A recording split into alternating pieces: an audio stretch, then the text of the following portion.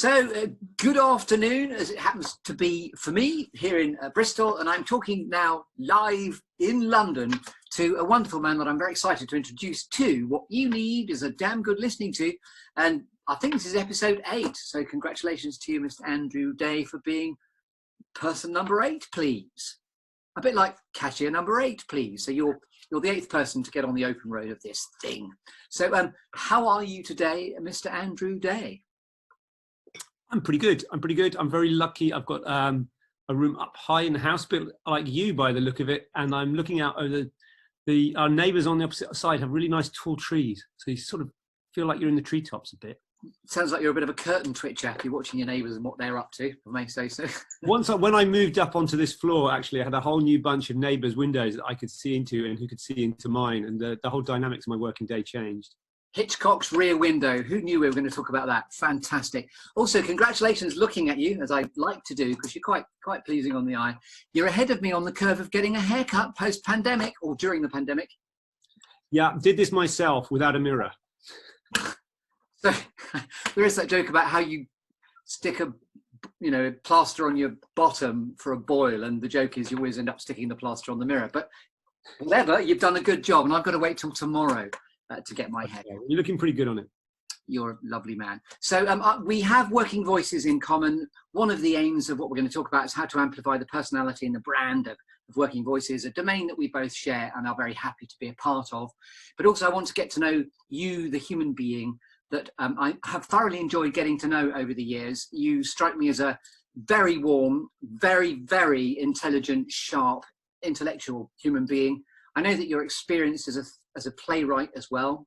I've been to see one of your really compelling bits of promenade theatre, which we may or may not talk about. But yes, there's lots that you bring. And indeed, just to thank you, you've also helped me very much when I was thinking about how to best position what you need is a damn good listening to, which is what this podcast is all about. So first question, when somebody's at a dinner party and asks you that really rather clunky question, when someone unbeknown to us, a stranger, just turns to you and says, what do you do?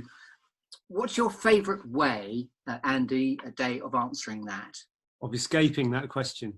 I have disciplined myself to start by saying that I'm a writer, because that's what I am, and that's how I want people primarily to see me. And one of the reasons it takes discipline to do that is I don't necessarily enjoy always talking about how I do that. And part of the reason for that is no one is as interested in it as I am. So I'm way more interested in my writing career than anyone who asks me about it. And so I always feel I'm having to sort of say a bit less than I'd like to. Whereas some of the other things I do, like this, people are often, it's a bit more balanced. Yeah. And so I can start to talk about it or find something interesting to say about it. I discipline myself to say that I'm a writer first and foremost. And indeed, even the way you answered that, what I find really appealing about you and what I know about you is we are almost opposites in terms of the preferences of, the factory default setting of extroversion versus introversion. You strike me just in that, measurement as we know it to be, of being more introverted, therefore less wanting to step into the spotlight and say what you think. Yes, that's probably true. I mean, I do really. Yeah, nothing I like more than the sound of my own voice, really.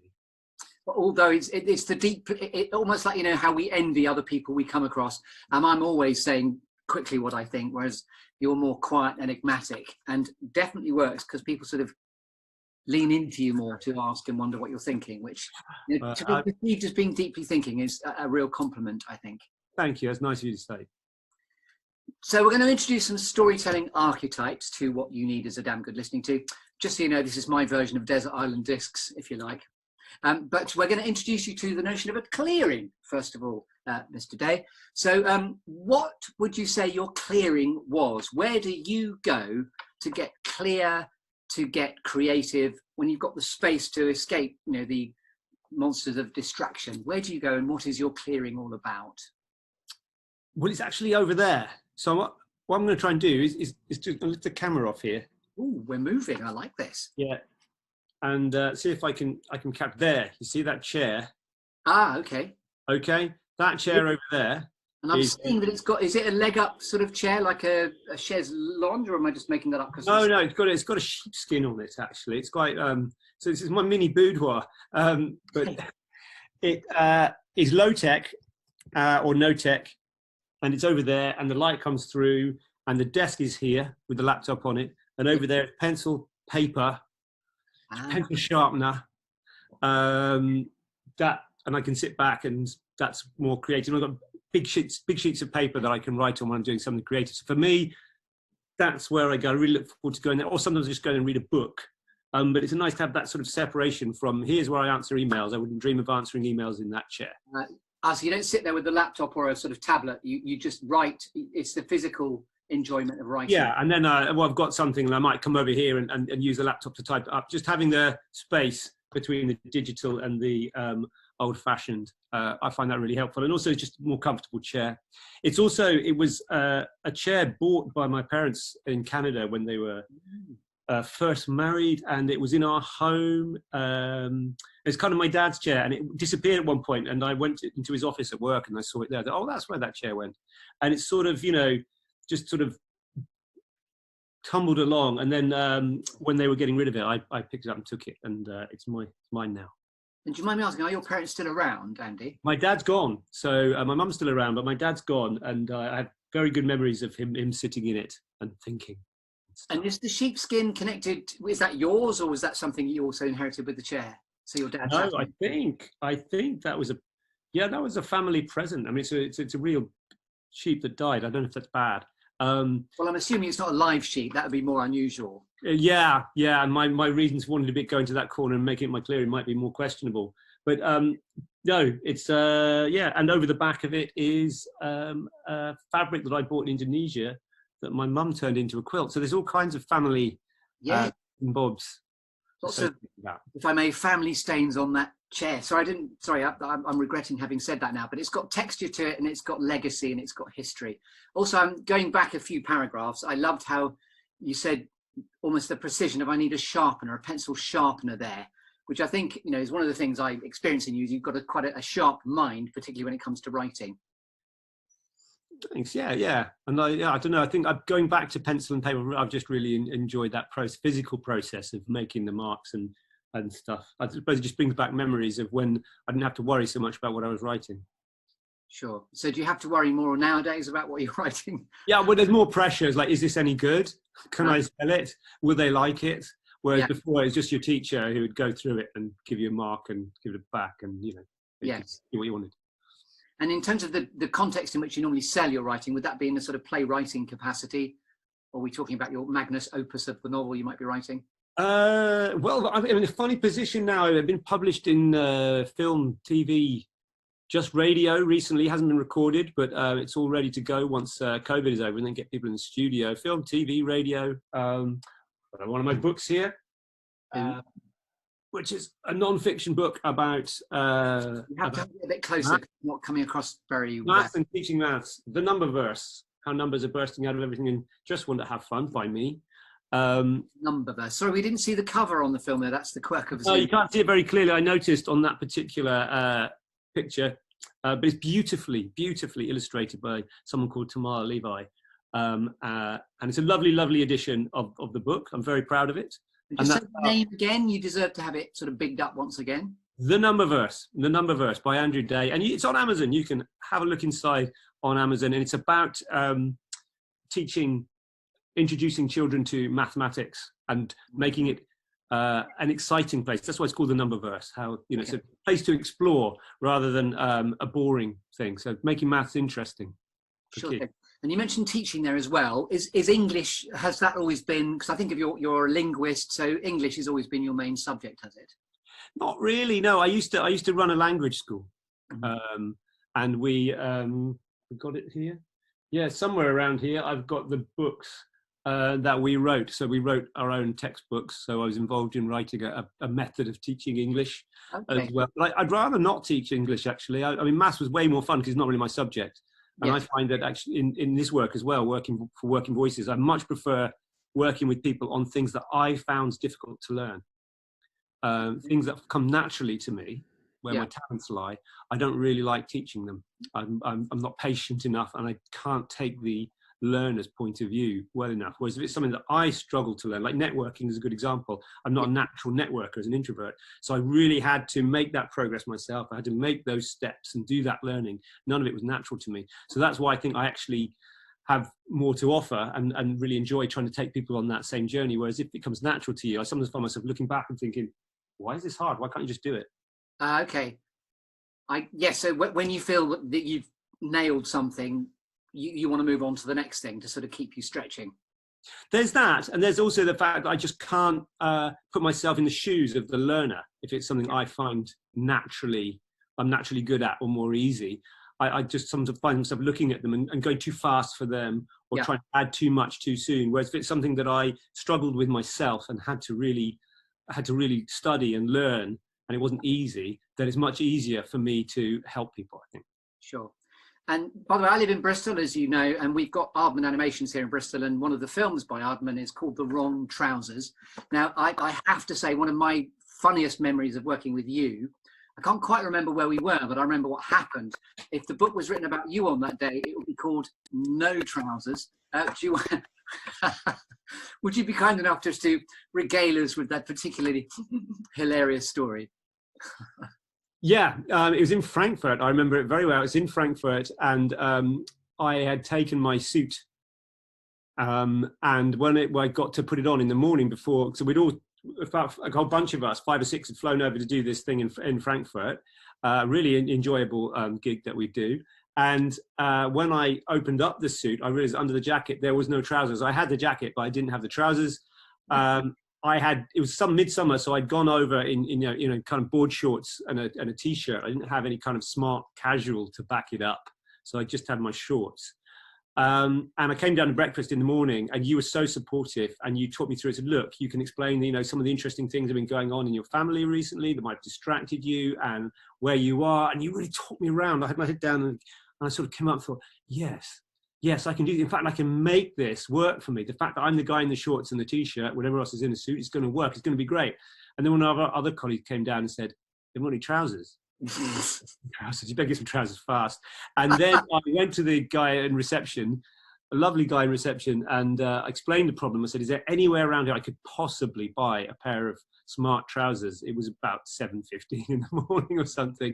And he said, "No, I'm not sure." And he said, "But I've just got a pair of trousers back from the dry cleaner. They're in the back. I think you and I are about the same size. You're welcome to borrow them." I sort of looked at him and thought, would you really be that kind? I remember you eyeing each other up. Said, "Okay, could I? Yeah, exactly." They were a perfect fit. So I had the shirt and everything. And you've got a photograph, I remember, of us, this fantastic guy lending me his trousers for the day. And it was so lovely he offered, because we were just about to leg it over the counter to mug him to steal his trousers, weren't we? But not really, but that's all good. But anyway, thank you for sharing that story. Sorry, did I interrupt you? Is there anything else you'd like to say? No. It brought you and me closer together. Through the gift of no pants. Lovely. So, if I may, bringing us back into the clearing. So imagine in this metaphorical clearing, another storytelling archetype now is a tree, where I'm going to invite you to shake your tree to see which apples fall out. And the apples are going to take the form of a storytelling exercise that I know we talked about beforehand, which is where you, Andy, have had 5 minutes, or as long as you needed, to think about 4 things that have shaped you, 3 things that inspire you, 2 things that really never fail to grab your attention, and then 1 quirky or unusual fact about you that we couldn't possibly know about until you tell us. So my invitation to you is, you don't have to download the whole exercise, no pressure there. But if you were to shake your tree, the apples are falling out. Which one of those sort of apple-like components would you most like to talk about? I think I could talk about one sort of unusual or quirky thing, which was that when I first started working for Working Voices, not so much now, and certainly a lot before that, I used to run philosophy sessions with primary school children. So going to schools with a whole class and not teach them about philosophy or tell them the names of any philosophers and what they thought. That came up sometimes, but that wasn't the point. It was to do some philosophy, to get them philosophizing. And we would work with sometimes children as young as 5 or 6 occasionally, but usually no older than about 11. And it was great. I really enjoyed it. Again, that's what led to the book on maths. I sort of moved from philosophy into how you can approach maths from that point of view of exploring, rather than having a fixed sort of destination where you've got to get the kids. It's sort of let's go outside for a walk and see what we find. Sort of thing. So, go on. Linked to philosophy, there's just this innate inquisitiveness about, let me expand your mind and expand. Yeah, and really just open up questions and think about anything. Why does it happen? What do we need to think about to come up with an answer for this question? And actually, it's way more enjoyable doing it with children than it is with adults in a lot of ways, because they're just, especially at that age, much more open and would try anything. Oh, what about this? What about this? And it can be very funny and exciting, but also, really rewarding. And even if you grow up in a quite educated or middle class household, especially if you have siblings and you're a child, you rarely get to finish what you want to say. Yes. And have someone say, that's interesting, let's develop that thought. Something always sort of comes in on top of it. And that can be fun. That's a great way of having a conversation, almost like what we're doing now. One person jumps and then moves it forward. But it's also fascinating to see children sometimes get to finish their thought and stop. And then you just say, okay, well, what's your next? And the whole, 28, 29 other 9-year-olds waiting for them to finish. Yes. Not every time, not always, but you can get to that. You can get to that point. And they can be, sometimes they talk about something for nearly an hour without any real problems of concentration or problems of behavior. That's also lovely about the provision of a clearing metaphorical space where the children can have time and the focus to be present. And interestingly, it wasn't just metaphorical. We would insist that they move the desks and got the chairs into a circle, so there's nothing in front of them. They're just all sort of in a big sort of horseshoe or circle. And we never really worked out why that was so essential to the process, but it absolutely was. Even if you had a little kink in the circle where you couldn't quite have the space to get a nice round shape, even that would cause a slight problem. It was really important to get everybody into that configuration. And I've never worked out why it was so important. And that was one of the reasons it's sometimes really difficult to explain to the teachers how important it was, because we didn't know why it was important. We didn't do it. And interesting, because I drama teacher trained before I actor trained, the first thing you do as a drama teacher, there is that joke that drama teachers like to do it in circles. The first thing you do with a class is just put everybody into a circle, so there's an inclusivity that happens. So even in one of my first theatre books that I remember enjoying, Peter Brook's The Empty Space, it's just this idea of something that's brimming and charged with potential that everybody is focused in on, which is obviously theatre in the round. As you described, as soon as the circle's broken, that becomes almost like a proper theatre, three-sided theatre, thrust stage. But there's something very interesting about the circle. Definitely. So thank you for that. We're going to talk about some alchemy and some gold now. In fact, just before we do that, what's been your journey to now to get into the Working Voices clearing? How have you ended up? We both have Working Voices in common. How did you arrive here into what you're now doing as a facilitator coach?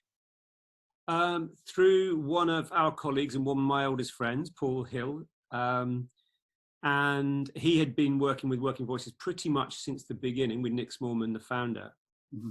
And I was originally brought in mainly as backup on the writing courses. But as I said, because writing is something I naturally do, I'm more drawn towards lots of the other courses, the courses where, finding out new things. And you're exactly right, that point you made. As soon as I've learned something, I want to go on to something new. I'm absolutely like that. I find it difficult to do the same thing twice. But yeah, through that really, and it's been, a great place to work. And also, as you know very well, I mean, the recruitment process does seem to be generally like that, about trust and a sense of, okay, who do we know, rather than, just riffling through CVs. Which is all about the relationship, stupid. What I was really struck with when I met, obviously the same Nick Smallman, was the idea of the culture of inclusivity. Once he trusts you and the company trusts, the door flies open and then you're suddenly imbued with trust, which is certainly what worked for me. Yeah, no, I've definitely felt that all along, that trust is a policy. Nicely put. So we're going to talk about alchemy and gold, as I promised. You've been giving us delicious, shiny golden alchemy as we've been talking. Actually, it's very rich, the stories that you're bringing. But when you're in your sweet spot of being able to be, in the leadership realm, it's called servant leadership, as we know, for whom and for what am I in service. If you're on the open road of being in your zone, what is it you think you most like to impart to people that you're helping? Well, I thought about this, and I had one when you first mentioned we'd do this interview a while ago, and I just totally forgot it. And I thought another angle on this is when I really get a kick out of it is when I think of something new. So either I could, there is one I could tell you. There is one I could tell you actually, or I could tell the new one. Which one we go through first? The new one or the? Well, because of your love of new, let's just pressure you to go for the new shiny thing. Okay, the new shiny thing is hippos and crocs.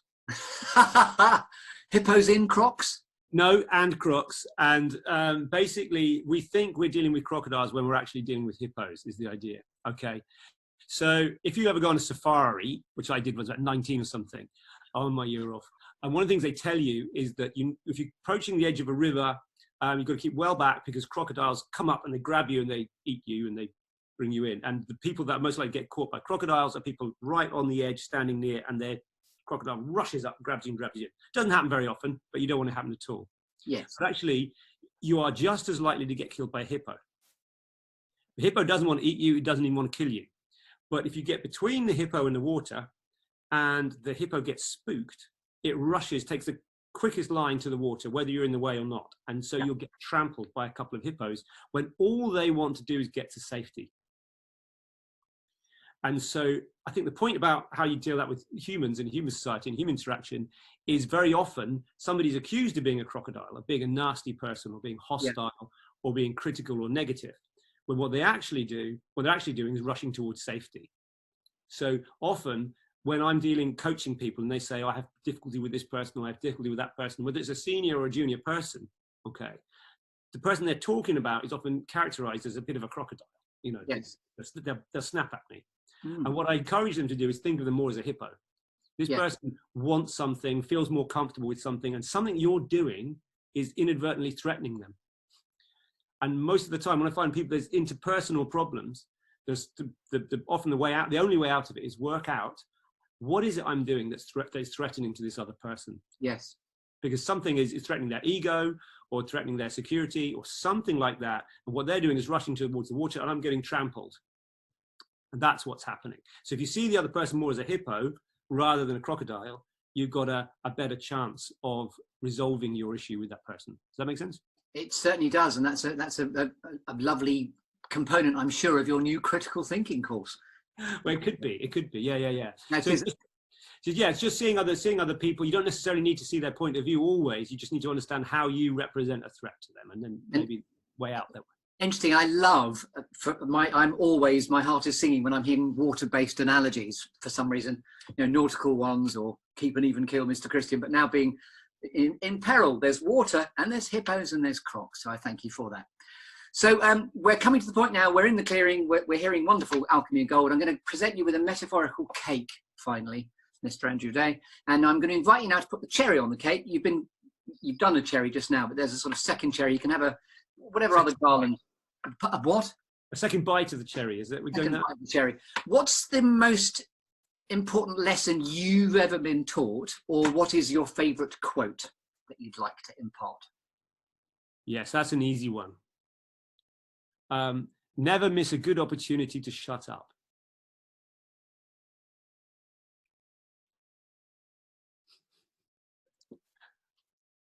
The gift of silence there. Andrew, it's been do you prefer, I know on the biog you're Andrew Day, but I know you as Andy Day. I worry that I'm not giving you the respect you might be expecting. What do you prefer? Everyone calls me Andy, so, I Googled you before, just because I can, and you're most famous for being the longest serving CBeebies presenter, so I'm sorry you've got somebody else who's nicking all your work. Yeah, the other guy. Yeah. I've had a couple of bookings. One booking where they actually put his photo on until somebody pointed out that I'm not him. So for those of you who don't know, there is an Andy Day children's TV presenter. He's about 6'5", and Yes. You're not as tall as that, are you? Not quite. No, not quite. So give us your lovely quote again, because I'll just do you the respect of returning to that place. I thought it was delicious, your quote. What is it again? Never miss a good opportunity to shut up. Ladies and gentlemen, you've been listening to What You Need Is a Damn Good Listening To with me, Chris Grimes, and more importantly, Mr. Andrew Day. Thank you very much for taking the time to talk. Goodbye.